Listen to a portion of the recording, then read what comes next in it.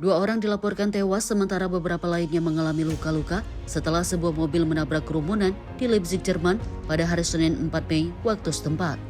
Rekaman video memperlihatkan sejumlah kendaraan polisi dan petugas darurat berada di lokasi kejadian yang telah dipasangi garis pembatas. Sejumlah awak media juga terlihat memadati area tersebut.